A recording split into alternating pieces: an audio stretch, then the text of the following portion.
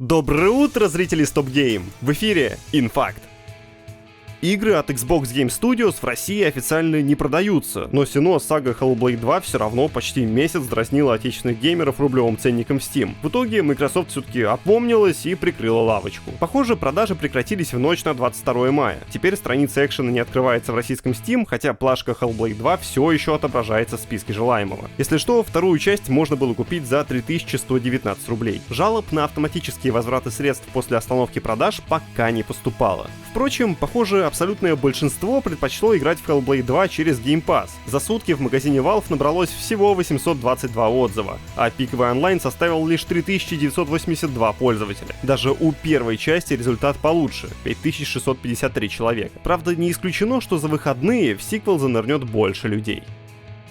В сети начали распространять подозрительные видео в стиле «найденная пленка». Напрямую этого не указывается, но, скорее всего, перед нами начало рекламной кампании следующей — Call of Duty. Ролик расположен на сайте с названием «Правда лжет» и показывает, как группа людей рисует эти же слова на лицах президентов горы Рашмор. Сайт и видео стилизованы под телевизор 80-х. Связь с Call of Duty угадывается по логотипу, который нарисован в правой части горы. Этот же значок использовали на картинке в анонсе Xbox Games Showcase. Неназванной игре посвятят отдельную большую презентацию. Кроме того, на сайте «Правда лжет» 6 каналов. Считается, что это намек на 6-ю номерную часть Black Ops. Да и нарочитая конспирология тоже вписывается в тематику подсерии. Как упорно утверждают слухи, новая Black Ops посвящена войне в Персидском заливе. Мультиплеер якобы делает Treyarch, а одиночную кампанию — Raven Software.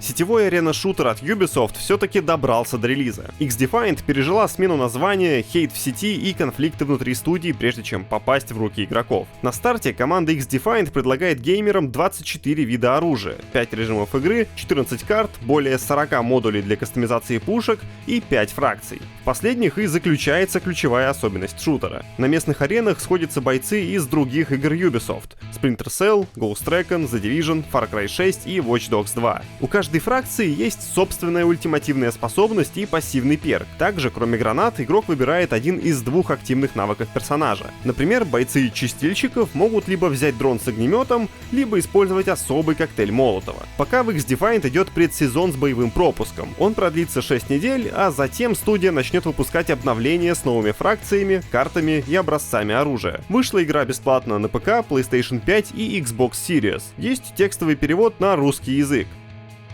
Свежая игра от Valve продолжает сливаться в интернет. На этот раз в распоряжении любопытствующих оказался минутный ролик с геймплеем и небольшой доклад от издания Insider Gaming. Видос можете глянуть у нас на сайте. На ютубе за такое наказывают. Ну и если даже геймплейного видео кому-то будет недостаточно, то и журналист Том Хендерсон подтвердил, мол, да, Deadlock действительно существует. Как уже известно, новый проект Valve представляет собой PvP-шутер с битвами 6 на 6 и с видом от третьего лица. Опираясь на материалы от своих источников, Хендерсон заявил, что игра действительно находится в альфе. Пока разработчики оснастили свое детище таким описанием: ранняя сборка с набором экспериментальных особенностей геймплея и ассетов. В настоящее время Deadlock насчитывает 19 героев, у каждого из которых собственный стиль и механики. Распределение по ролям тоже есть: хиллеры, дальники, убийцы, танки и так далее. По описанию игроков, в плане геймплейной петли и механик шутер очень близок с Dota 2. Состязающимся необходимо убивать противников и крипов, чтобы заработать души, внутриигровую валюту. Деньги пригодятся для покупки предметов для усиления бойца. Эти крипы появляются в случайных местах на карте, а более опасный босс, который не Рошан, обитает в центре арены. При гибели нейтрального существа или героя на их месте появляется душа, которая постепенно уплывает ввысь. Если начать по ней стрелять, можно получить еще больше средств. Также имеются урны душ, которые можно установить в центре карты, чтобы вся команда получала больше наград. Тот, кто несет эту самую урну, виден всем на миникарте. Судя по всему, это навесит на спину героя своеобразную мишень. Несмотря на все эти подробности, даже примерных сроков выхода проекта у нас, к сожалению, до сих пор нет.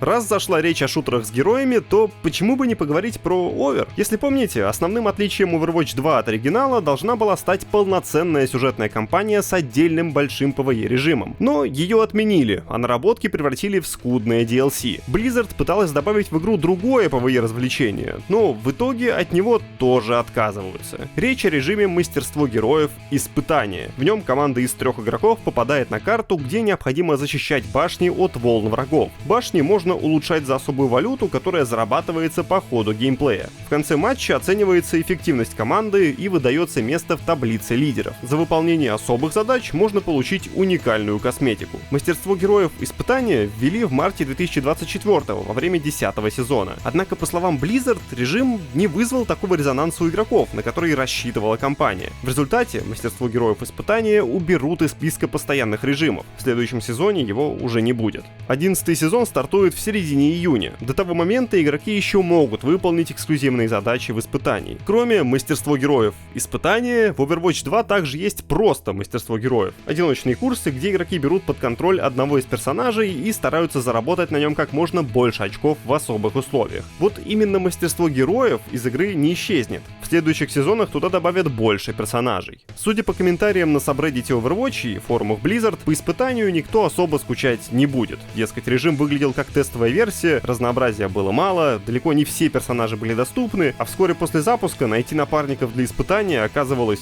сложно. В матчмейкинге этого режима явно не хватало игроков. Да и сам по себе геймплей испытания называют скучным. К слову, когда Blizzard выпускала DLC с сюжетными миссиями для Overwatch 2, она допускала, что позже выпустит больше таких дополнений. Однако в марте журналист Джейсон Шрайер сообщил, что подобный контент тоже полностью отменен.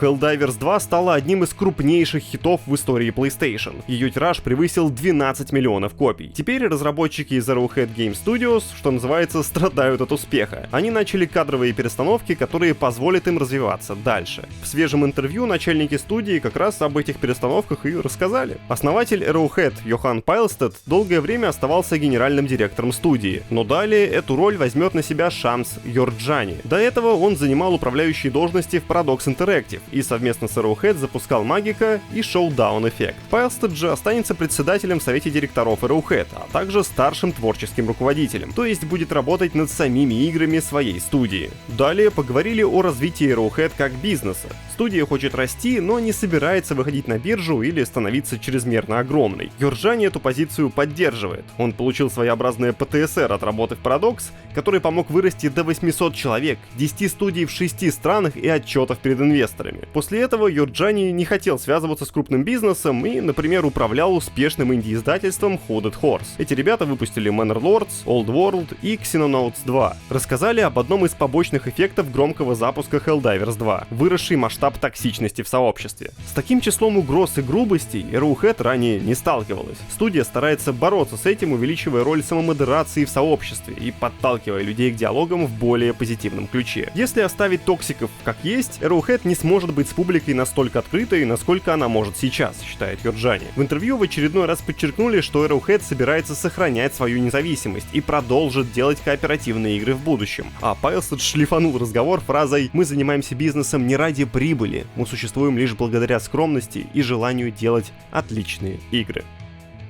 Давненько не было новеньких симуляторов копа. Студия Fallen 3 Games решила это исправить и опубликовала геймплейный ролик The Precinct, экшена с видом сверху, где преступления создаются с помощью процедурной генерации. Ваш подопечный — сотрудник полиции Ник Кордел-младший. Едва окончив академию, он отправляется защищать граждан Аверна-Сити от криминала. Вдобавок, герою предстоит раскрыть тайну гибели его отца, который был убит на службе. История сдобрена крепкой дозой нуара 80-х. Нарушения в игре варьируются от мелких, вроде неправильной парковки, до прям крупных, таких как ограбление банка или наркоторговля. Можно преследовать подозреваемых на машине, вертолете или пешком. Кордел работает не один, можно вызывать подмогу в виде патрульных машин, дорожных ежей, заграждений и не только. В числе прочих особенностей игры авторы упоминают динамическую погоду, суточный цикл и разрушаемое окружение. Новинка заглянет на ПК, PlayStation 5 и Xbox Series в 2024 году. Русские сабы в наличии. А на stopgame.ru в наличии много интересного контента и еще больше новостей. Обязательно заглядывайте на сайт и пропитывайтесь видеоигровыми материалами о самом-самом разном. Хорошего вам четверга! Пока!